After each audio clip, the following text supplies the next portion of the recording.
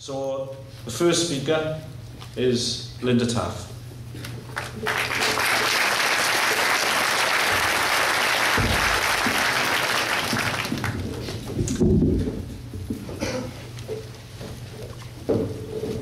Brothers and sisters, comrades and friends, I must say before I start, it's absolutely great to see so many trade unionists and anti-cuts campaigners get here on a Saturday morning. And I think it's a testament to the work of the NSSN that people have turned out for this very important debate. Comrades, this conference has been called at a time when our class, the working class, faces the biggest threats that it has ever faced for as far back as any one of us can remember. In our lifetime, there's never been such attacks on our pay, our living conditions, and everything else. Unemployment skyrocketing, the NHS being offered up to private, greedy companies waiting to take bites out of it, cuts to housing, cuts to benefits, the greatest cuts since 1922 with the Geddes report. And we think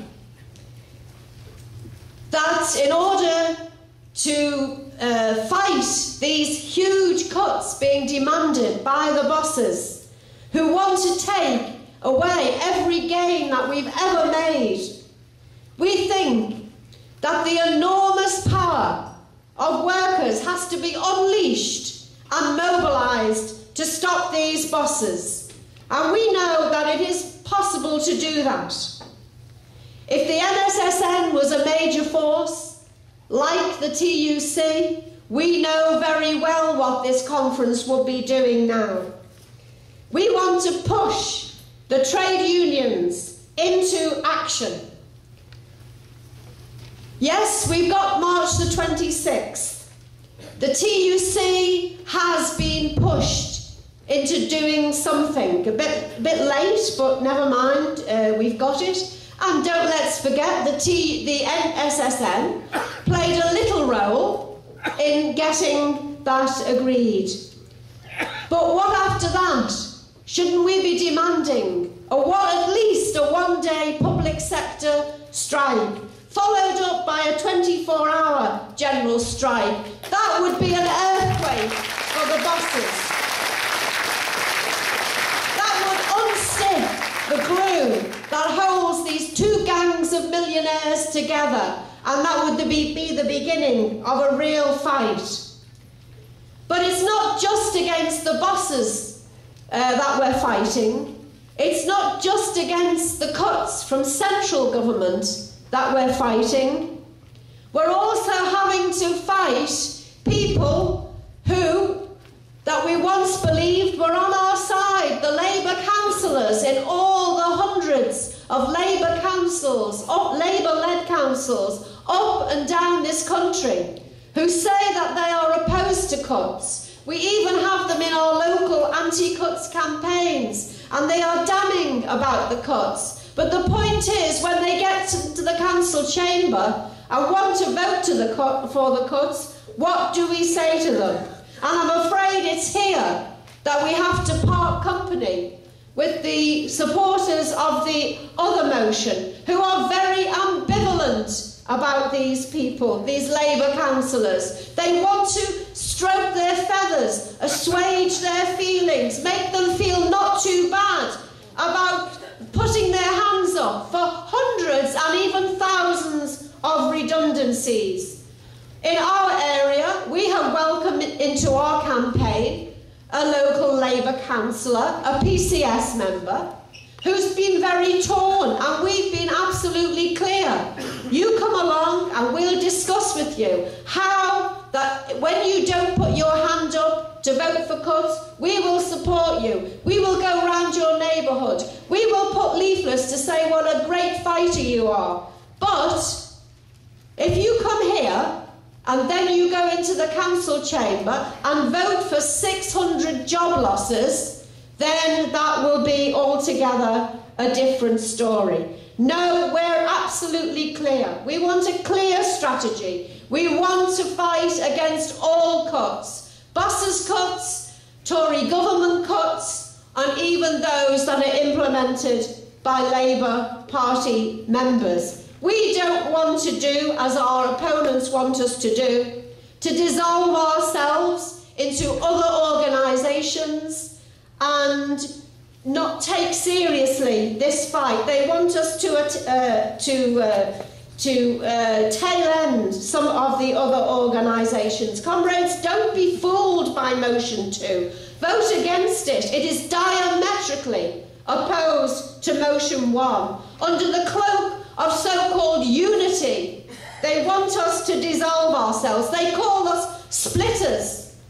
The Right to Work, and I believe even the Coalition of Resistance. Well, comrades, tell me, which organisation was here first? We were. We've been here ever since, as Alex mentioned, it was set up 5 years ago. The Right to Work supporters split off from the NSSN. They split off, and now they have the cheek to stand outside and say, you're splitters. You're causing a problem for unity. And the same goes for the Coalition Resistance, whose main leader was here at our conference last year, who complimented our speakers and then went away and set up the Coalition of Resistance. That's fine. That's okay. People can do what they want, and I'm sure there will be other organisations springing up. But don't turn round and call us splitters. That is not what we are about. The bosses have thrown down the gauntlet. The TUC and the trade unions are the first line of defence. The Labour councils are the second line of defence. And we would advocate that all Labour councils do what the Liverpool 47 and the Lambeth councillors did in the 1980s. They do have a choice.